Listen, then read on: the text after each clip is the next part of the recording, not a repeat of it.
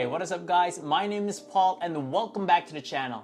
Now, I hope you enjoyed that cringing intro that I just posted just right now. If you did, please leave a comment down in the comment section down below. So the DJI Action 2 has just been released, making some improvements with the 2-year-old DJI Osmo Action. So does this mean that the DJI Osmo Action 1 is obsolete? Well, let's find out.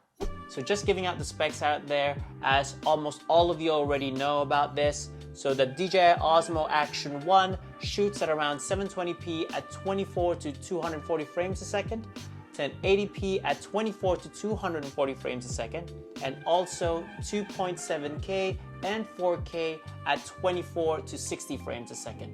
Now, it also has its own internal video stabilization system called Rocksteady, which is available at 1080p and 4K for around 24 to 60 FPS. Now, it also has its own HDR mode, but the only problem is Rocksteady is automatically turned off. Now, it is available from 1080p to 4K at around 24 to 30 frames a second only. It also has Decent Light mode, which actually gives you more flexibility when you're color grading your videos on post. So with that said, how is this still relevant in 2021? Especially with the DJI Osmo Action 2 out? Well, there are actually a lot of reasons why you want to buy the Osmo Action 1 this year. First off, with the release of the Action 2, no doubt that this little camera right here will be heaps cheaper considering its specifications inside. Now, it's also waterproof and very durable. Now, I for one love the dynamic range on this little camera. Now, shooting at slow motion at 240 frames per second at 1080p and also 60 frames per second at 4K, that's actually a win-win. Now, 60 frames on the 4K may be not enough for you, but you still have 240p at 1080, which I think is a win-win. Now, apart from that, I also enjoy that this little camera right here has a memory card slot, not unlike the new Action, which has a separate module for that. One more thing that I love about this camera is that not only does it have an LCD screen on the rear, but you can actually switch that LCD screen view on the front. Now, if you're doing vlogging, it's actually very important to see yourself in the frame as well.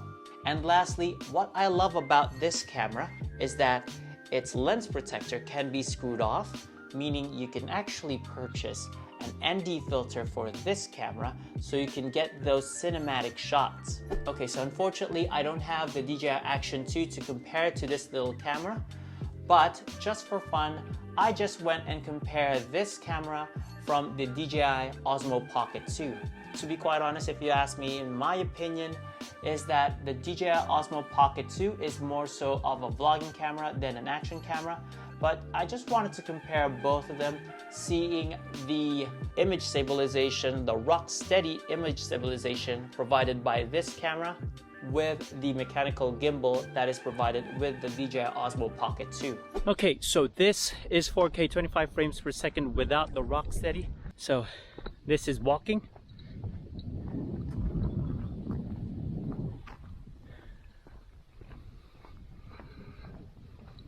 Okay, I'm gonna try and do a light jog. Okay, sprinting.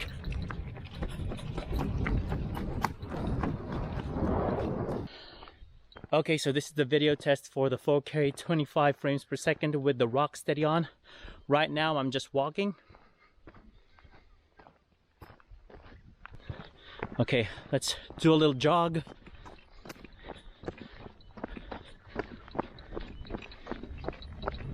Okay, now a sprint.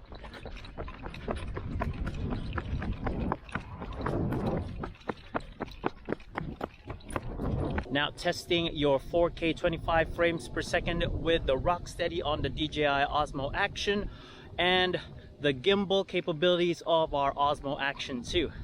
So I'm just walking right now. So now a light jog.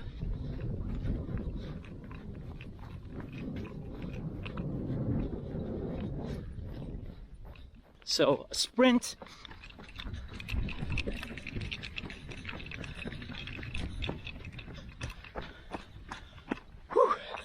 So, how does it hold up? Which one do you think is better? The Osmo Pocket 2 or the old DJI Osmo Action? Now, let's test the wide angle view of the DJI Osmo Pocket 2 compared to the currently fixed wide angle view of the DJI Osmo Action. Okay, so how does that look? Now with the DJI Osmo Pocket 2 having its wide angle lens right now, and also the DJI Osmo Action with its fixed lens. So what do you think right now? Which one's the widest? I honestly can't see because the screen on the front screen on the DJI Osmo Action 1 actually just closed up. So what do you think right now? So again, these are all on auto. Your ISO's auto, your white balance, your shutter speed as well, everything's on auto. More so our priority here is the wide angle view.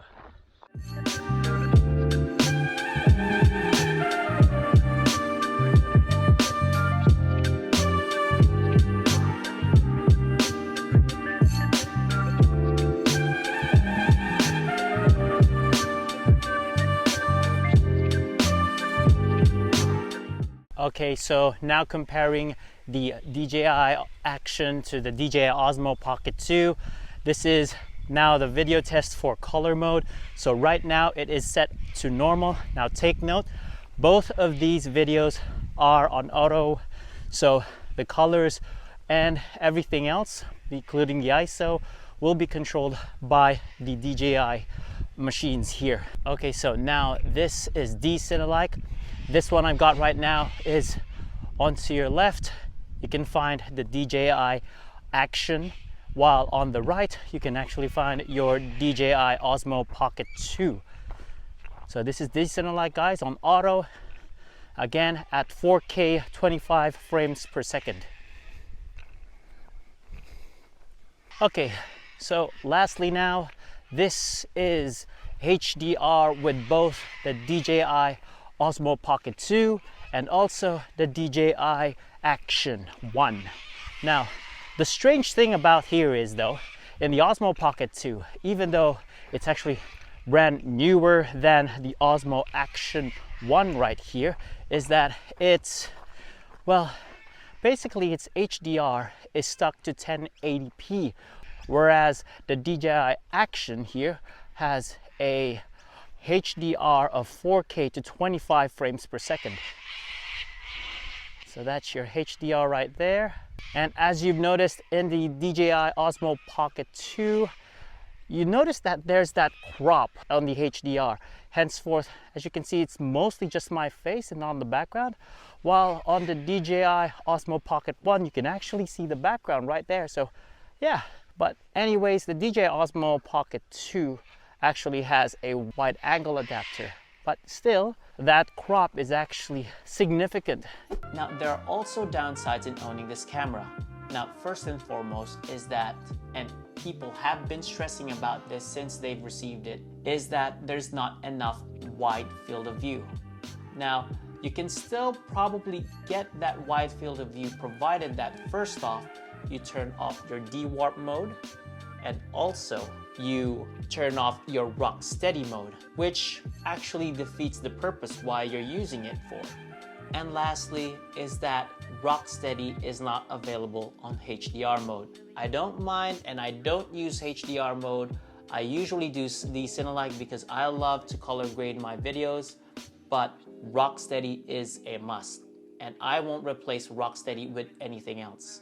So at this time, the DJI Osmo Action 1 retails at around 315 Australian dollars, brand new on eBay, but you can still find a bit cheaper price on that on either Facebook Market or any used or pre-owned.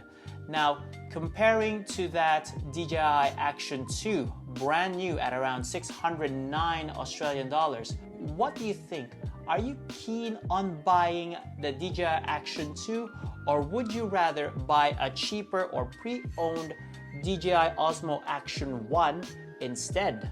Okay guys, thank you very much for tuning in. If you have any thoughts and comments with regards to how I make my video, hit them up with the comment section below. Again, if you like this video, hit that like button, subscribe, and also hit that bell icon for any more future notifications. Until then, I'll see you all on the next vid.